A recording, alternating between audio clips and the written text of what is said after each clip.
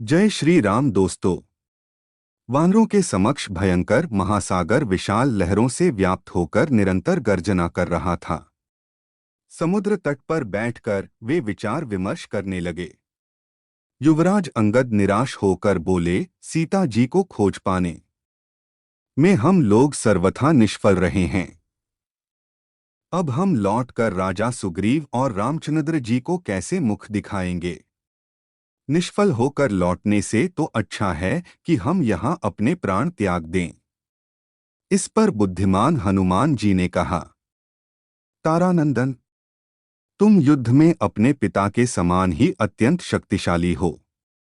अत्यंत बुद्धिमान होते हुए भी तुम इस तरह से निराशा की बातें कर रहे हो, यह तुम्हें शोभा नहीं देता।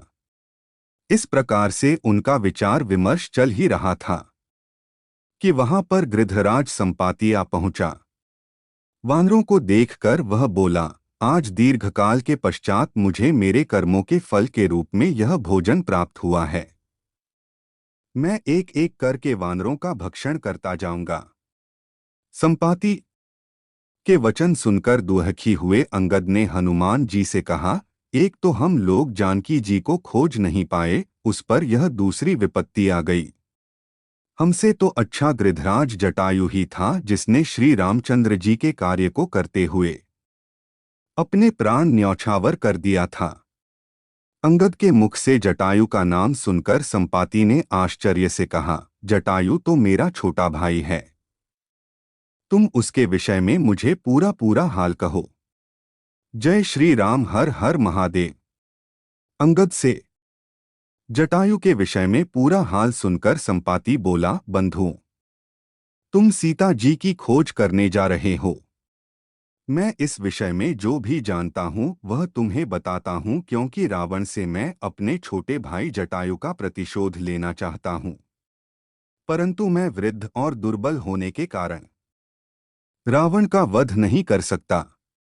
इसलिए मैं तुम्हें उसका पता बताता हूँ।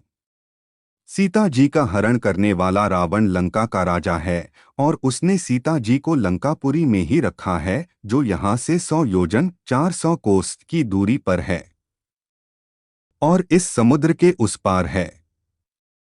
लंकापुरी में बड़े भयंकर सुभट पराक्रमी राक्षस रहते हैं।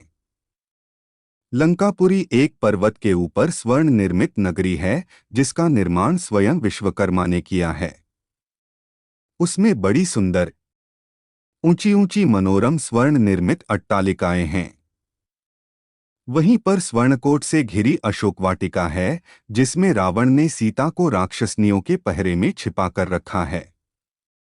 इस समुद्र को पार करने का उपाय करो, तभी तुम सीता तक पहुंच सकोगे। यह कहकर वह गृध्र मौन हो गया। विशाल सागर की अपार विस्तार देखकर सभी वानर चिंतित होकर एक दूसरे का मुंह ताकने लगे। अंगद, नल, नील आदि किसी भी सेनापति को समुद्र पार करके जाने का साहस नहीं हुआ।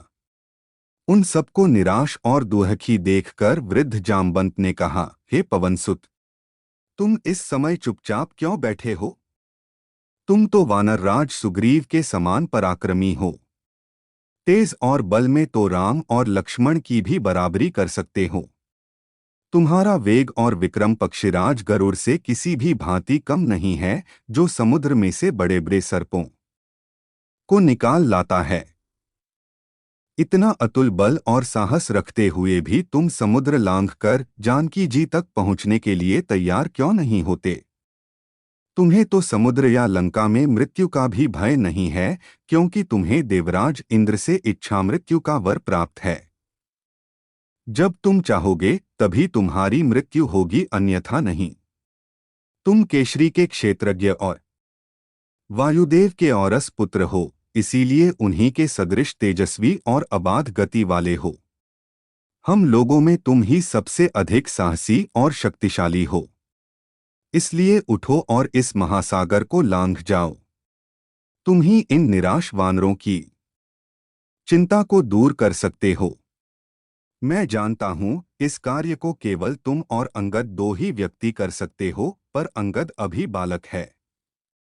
यदि वह चूक गया और उसकी मृत्यु हो गई तो सब लोग सुग्रीव पर कलंक लगाएंगे और कहेंगे कि अपने राज्य को निष्कंटक बनाने के लिए उसने अपने भतीजे को मरवा डाला। यदि मैं वृद्धावस्था के कारण दुर्बल न हो गया होता तो सबसे पहले मैं समुद्र लांघता। इसलिए हे वीर, अपनी शक्ति को समझो और समुद्र लांघने को तत्पर हो जाओ। जय श्री राम। जाम्बवंत के प्रेरक वचनों को सुनकर हनुमान को अपनी क्षमता और बल पर पूरा विश्वास हो गया।